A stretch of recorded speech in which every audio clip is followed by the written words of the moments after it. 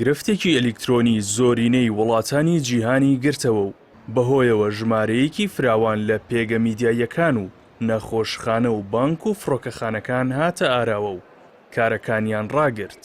نیوەڕۆی ڕۆژی هەینی گرفتێکی تەکنیکی لە نوێترین وەشانی بەرنامەی مایکرۆسۆفت 365 لە خزمەتگوزاریەکانی کۆمپانیای کراودسترایک کە کۆمپانیایەکی بواری ئاسایشی ئەلیکترۆنیە دروست بوو لە ئاکامدا گرفت بۆ ئەو کۆمپیوتەرانە هاتە ئاراوە کە سیستمی ویندۆزی مایکرۆسۆفتیان لەسەر بوو پاش چەند کاتژمێرێک لە کێشەکە و دروستبوونی شڵەژان لە ناو بەشێک لە دامەزراوەکانی جیهان. کۆمپانیاکە چارەسەربوونی گرفتەکەی ڕاگەیاند، هەروەها ڕەتی کردەوە ئاستەنگەکە بەهۆی هێرشی ئەلیکترۆنیەوە بوو بێت. مایکرۆسۆفت ئاماژەی بەوەش کرد سەرەڕای چارەسەربوونی گرفتەکە، بەڵام کاریگەریەکەی لەسەر ژمارەیەک خزمەتگوزاری و بەرنامەی دیکە دەمێنێتەوە. گرفتە ئەلیکترۆنیەکە لە سەر تاسەری جیهاندا نزیکەی 1400 گەشتی ئاسمانی هەڵۆشاندەوە.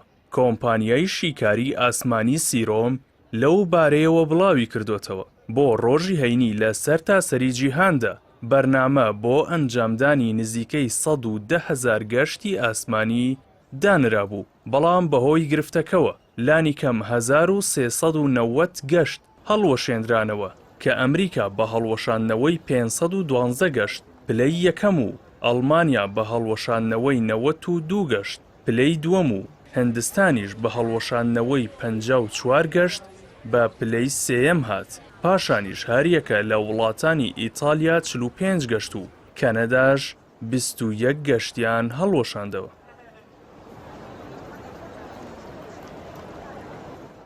ئەمە جگەلەوەی فڕۆکەخانەکانی هەریەک لە بەریتانیا، ئیسپانیا، ئوسترالیا، سویسرا، هۆڵەندا، چین، تورکیا، عێراق، ئیمارات و قەوارەی زایۆنیش گرفتی تەکنیکیان بۆ دروست بوو.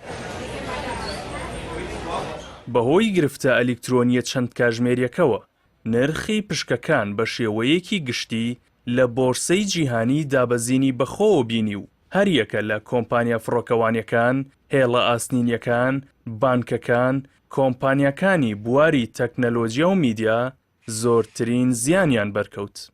کۆمپانیای مایکرۆسۆفتیش کە هۆکاری سەرەکی گرفتەکە بوو، پشکەکانی لە بۆرسەی جیهانی بە ڕێژەی نزیکەی لە 102 دابەزین و نزیکەی 60 ملیار دۆلار زیان بەر سەرمایەکەی کەوت.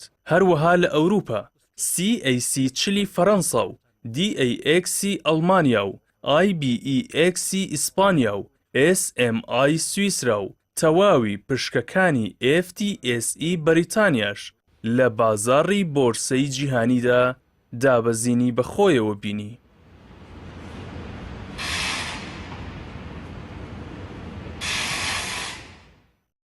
لە بەرامبەر ئەم گرفتە جیهانیەدا کە بەشێکی زۆری هاوڵاتیان پێوەی گیرۆدە بوون، ئیلۆن ماسکی خاوەنی کۆمپانیای ئێکس لە تۆڕی کۆمەڵایەتی ئێکسدا توییتێکی تەنز ئامێزی بڵاو کردوتەوە و ئاماژەی بەوە کردووە هەموو شتێک لە کار کەوتووە، بەڵام بەرنامەی ئێکس هێشتا کار دەکات.